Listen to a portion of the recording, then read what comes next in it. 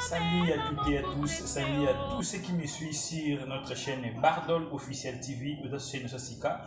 Baba Benga na Congo Business Vida TV, en tout cas tout ça sur notre chaîne ils ont supprimé, ils ont bloqué.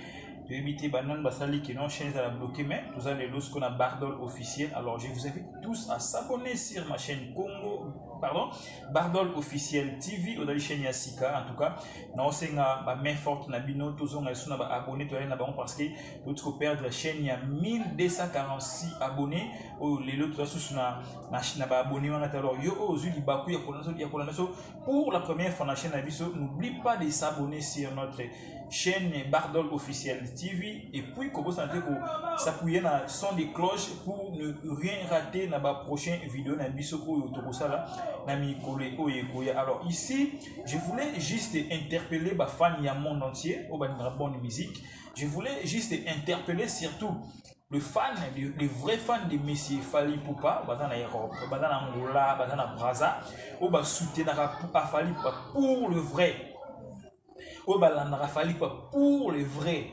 Donc on a intérêt en tout cas non c'est ngana bino tout bola na quand même miso na boké bitu parce que tu vois na maramoto lo basiko awa oui vous vraiment important pour un concert il y a fallu pour l'instant des martyrs ils ont la réussite moko total parce que concert on a des concert moko on a bien un concert du siècle ils ont concert au Formula G et Formula G na ba génération presque tout au ba na sima tout ba na même pied na ba Fally Ipupa parce que 2006 tout le monde a découvert Génération Yasika. Alors Génération Yasika et ça na ba artiste oyo quand même tout le monde qui bataki ba album na ba disque na ba moye beta na ba ndenge tout ba kon ba leader auto yebi. Alors les lots artistes on a ba zongi li suppose na ko signer ba stade surtout ba stade na ba salle oyo ba grand-père na ba mo ba beta to ba ti ba Koffi Olomide ba Ranson ba JB Piana ba King Kester que son âme repose en paix oyo ba beta en tout cas ba on peut le ba yé pour ba beta yango. Alors to ba na Monsieur Fally Ipupa oyo azu pe na chance ya ko beta na ba grande salle oyo ba grand frère tout ba beta. Donc to ba la génération en 2006 l'artiste oyo a réussi ko beta ba grande salle oyo ba grand frère ba beta ezali Fally Ipupa. Donc to ba lelo na génération 2006 Fally Ipupa na guider na bango parce que c'est lui qui est le première personne à affronter ba salle mythique wana to ba stade wana. Déjà na on rappeler Binoboué Fally Ipupa alaki premier artiste en 2006 à Tchamakolo na Bercy. Na 2000 ans. Na 2000 ans, on a orchestre qui Bercy, c'était l'orchestre des grands Mopao, Koffi Olomide. Et qui génération Fally, génération Bercy. Alors, arrivant na 2021, Fally pendant qui monte oyo abetaki sous Bercy. Donc c'est que Fally azali artiste oyo atako ko même génération auto ba des génération 2006 il y a des comme mayango na ba salle na ba grande salle na ba grand stade quoi. Alors concert il a Fally aux le 29 octobre concert on a un concert moko za na ba Angers Ebélé. Et ça ba Angers Ebélé première Angers oyo tout le monde na concert on ali ce qui concert wana et réussir te ba ene ba koloba ke non au moni que ce qui bino an bo qualité fallait que bo melan ma belle parce que déjà langage on a na bango. Deuxième enjeu na concert on ali koyoka ndenge ni Fally a ko présenter spectacle na ye na concert wana parce que boyebi concert ya grand wenge ndenge ni ba critiquer par rapport ya prestation ndenge ba critiquer par rapport ya son ndenge ba critiquer par rapport à belé. Alors Fally Ipupa il faut tant ko beta yango ameke un peu ko tenir compte na la critique oyo ba sala ki ba grand frère na ye ameke un peu ko tenir compte na ba surtout côté organisation surtout côté ba moto yo représenter na podium on a tout ça joue un très grand rôle surtout côté spectacle côté sonorisation toi on a besoin d'un pédale impeccable et ça vraiment kitoko parce que sans ce que ça malamu au monde spectacle peut vous à la malamu.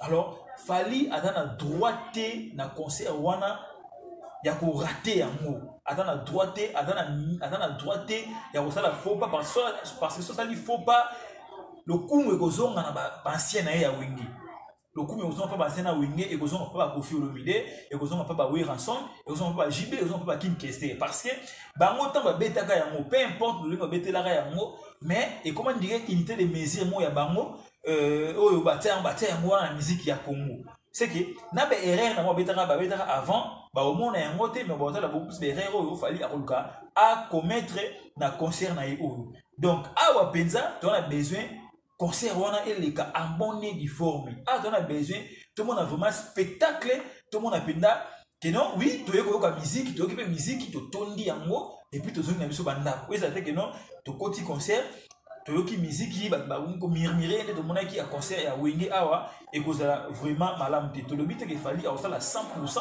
que non ça la 100% réussite par rapport à Maramutu parce que Azamutu a réussi dans un après pour jouer dans sous la D, c'est ça. Mais tu limite dans l'ensemble, sur 100%, tout le monde a 85%, il y a réussite du côté spectacle, du côté sonorisation.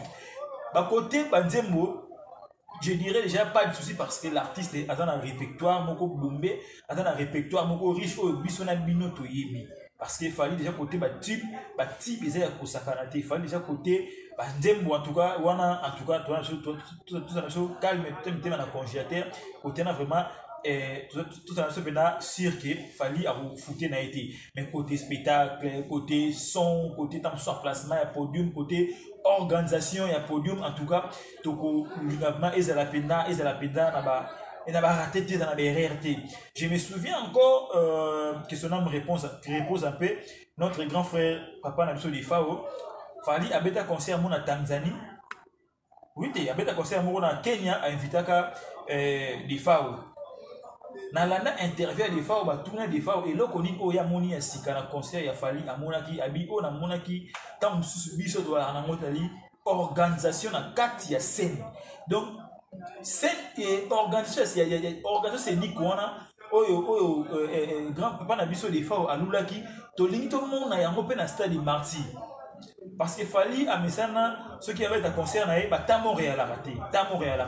Ceux qui avaient orgazi, ils avaient puta. Alors, on a puta, avec un autre, maintenant, on s'est dit que chaîne, il y a un zembo, de ce côté-là, tu as besoin vraiment organisation, de la peine qui toko. Tu as la rupture, il y a un zembo, sili, tu as besoin de surtout du côté fallait pour pas, ils ont penda na isikate. Alors, ma fan, tu vas stade jour. Fali nalanda ki yango ndenge ni fala lobaka abi et que c'est pour la première fois monter stade dans Kosa aye concert stade de Martyr dans Kosa. Donc on sous-entend côté sécurité comme isate on sous-entend ba ko sala na espace VIP parce que tant obi que non ba to rien dans Kosa c'est que sécurité aux ala malamu ba ko siré ba tout malamu. Alors tout le monde a bien moins ndenge parce que ba concert stade de Martyr na tout le monde a concert te monter dans Kosa na concert stade de Martyr c'est la ka short chemise culotte mbat public qui est en sous moi simba bende bozala mais oyo l'artiste a assuré biso que non Kosa parfum donc swag for life et vous allez pendant dans 4 ya concert moi j'ai dit déjà bravo à l'artiste parce que azana soutien à biso a soutien total na biso ba tout au ba fitole autant ce moment là que nos conseils on a évolué bien en tout cas je vous dis tout ça la descente dans la quartier dans différents quartiers pour comprendre comment ba c'est la concert on a ndenge ya mukete ba tout pensa ba tozela yango alors ndenge ba tozela yango ndenge on a ezala na ndenge oyo tozela yango parce que na bi fali pour pas côté on a pensa a futate a échouate tout le monde a biso mo déjà ndenge ni niveau à la kai biso ki ba matos ko ta libande ko ya lumière surtout côté lumière bravo déjà Fali parce que depuis un certain temps, soit tu as un concert Fali, puis on a produit, mais ça l'a beaucoup plus décoré. On a produit, mais ça l'a propre, pas trop d'accompagnement, lumière, vraiment, ils ont la kitoko, lumière, ils ont l'artiste. C'est ça que nous voulons. Nous voulons que lumière, ils ont la... Parce que lumière, ça joue un très grand rôle dans le concert. Lumière, il joue un rôle néné. Ce qui, lumière, ils ont mal monté. Lumière, non, lumière, il va éclairer tant sous podium, mais lumière, il y a spectacle. Lumière, et puis ça espace beauté. Lumière, je me souviens encore au concert, c'était l'année passée, il m'a interprété un peu, je ne sais pas si on a eu un peu de lumière, il y a douche. artiste a télémi mais lumière likona et panzani en tout cas concert wana ils ont un concert vraiment kitoko na sepela ndenge fala la tana ndenge lumière ils ont là en tout cas et ils ont la en tout cas c'était vraiment du waouh. Alors ba concert après de beta marti tout le monde va tenir compte c'est ba lumière ba concert presque belé ba congolais ba beta tout le monde va tenir compte c'est lumière mais ce bolandi déjà fallu pour ba concert monsieur au beta autant pena côté lumière autant non artiste a évolué côté lumière. Bateau ba stade ba kinois surtout au da poto au da machine derrière qui non tekaro a osa déjà na concert wana Aristote et déjà osa na concert de sola qui osa na concert na lipe na quadra a osa na concert wana na lipe Amanda la canadienne on appelle un concert wana ba tellement ébélé ba Mimi Chikeva ba Prince Tukuzu ba Kelly Charleston en tout cas tout le monde a vraiment pendant live boy na concert wana ya stade Marty parce que Théo Karaka tout le monde bureau wana na concert stade Marty et aussi la biso plaisir trop ba stratégie déjà au tobi qui bureau et doit tout ça sur na artiste et fallait pour côté stratégie surtout bureau na la stratégie au biso na to éviter mais tout le monde est les jours parce que tout le monde est en concert il y a Fiki la concert à Fiki tout le monde appelle stratégie sécuritaire tout le monde est bien que Fiki d'ailleurs qui est pour na fali mais na stade Marty il y a plusieurs portes et puis tu assures que sécurité maintenant vous allez vraiment dans la norme sécurité et il y a qu'on déranger public pour public a aussi musique maluku qui s'ensonga partout dans le monde ba aussi musique ba yé ba ko da concert on a limite sécurité à déranger public tant nani mutena billet na yé au moni billet au cotissier donc limite penza sécurité à protéger public ti na suka ndenge conseil wana yekoma na suka alors sécurité faut avoir de la public ti conseil aussi la conseil ba bimi sécurité ba repanza na e ba tu sundo na public ndenge wana te pour na ki il y aura du monde na conseil wana ba bozala vraiment ébélé ba ko ya penza ébélé parce que il y a pas mal de personnes ba ko mela ngai na ni WhatsApp na en tout cas ba message de côté ébélé par rapport à conseil wana prix à billet et quoi donc de la début octobre beaucoup de prix à billet parce que dans limite que bah repère ça prix à billet les tout ça billet avant parce que bah pirater en mode vous savez match évidemment en France finale des pirater va billet à finale donc to limite que l'artiste producteur na y abim ça bon va échouer tant sous na revenu to limite que non producteur misi bon on a senti peu à l'aise. Côté déjà, sponsor, vous comprenez, il fallait pour pas déjà, vous voyez qui classe, midi classe, à Rosalia, on a pas pour sponsoriser, concert, on a et tant d'autres, n'a pas sponsor, vous allez vraiment ébélé, tu as vu des concerts, dans les calmes, Eric Banda, Eric aussi, tu as vu qu'ils ont évolué dans les calmes. Du côté répertoire,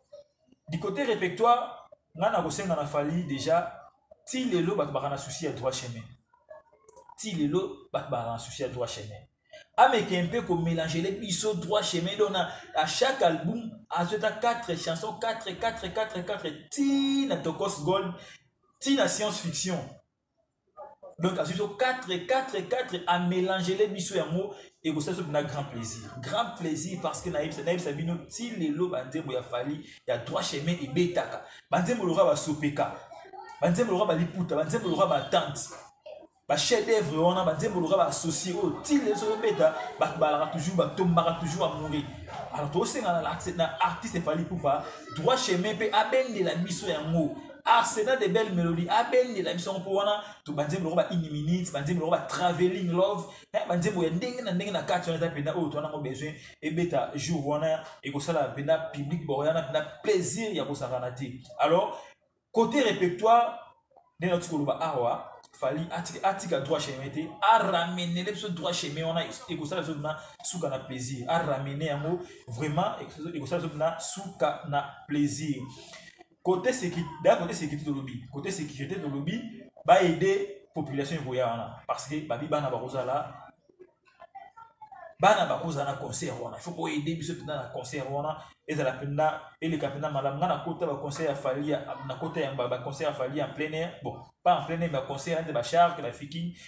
na mona engombi ya batu ndenge ba yaka na ba concert wana na bisa bino engombi ya ba des fois sécurité akubaka penza te ko assumer peut-être de sécurité mais je pense qu'avec la police avec les condignes je sais pas mais est-il que la police vous a maté je pense que pour assumer vraiment sécurité malade pour la concert dans les calmes alors oyo bakoyeta musu na ko semer trouble na kati ya concert toyebi toyoki da beko ke non ezana ba organiser tamusu ba festivité mukola mo na ko meka un peu ko distraire bato ba la fali pour pas ceux qui vont organiser ba kermesse na bo organiser na kimia mais bo tika fali avec ta concert na ye abeta concert na ye asil c'est un mot dans les calmes.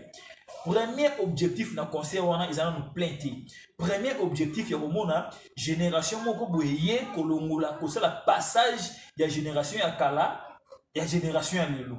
Du côté Europe, là tout le monde il fallait à démystifier Bercy.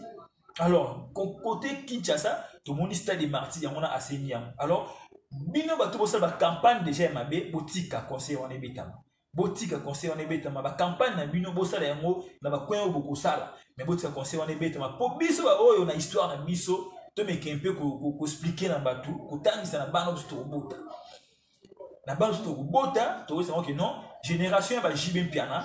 Il y a Kofi Olomide, il y a Ranson, il y a Kesté, il y a Beta Basala, il y a concert, il y a des marches, il y a plein. Mais génération européenne, il y a Fali Poupa, il y a Beta concert, il y a démystifier un peu, donc il y a dans les calmes, il y a concert, il y a Jenny Bayaka, il y a propre costume, il y a tout le histoire à Congo, tout le monde a battu, il y a costume, il y a concert, net, il y a stade, il y a besoin d'histoire, on est comme maman. Histoire on est comme maman parce que l'artiste a besoin d'histoire. Il y a des moments l'objet payé parmi les artistes où il va bêta ça les martyrs. C'est ça l'objectif, premier objectif. Donc musique est bête maintenant nous musique. Deuxième objectif c'est totalement du côté l'oko ya sikao artiste au même la biso.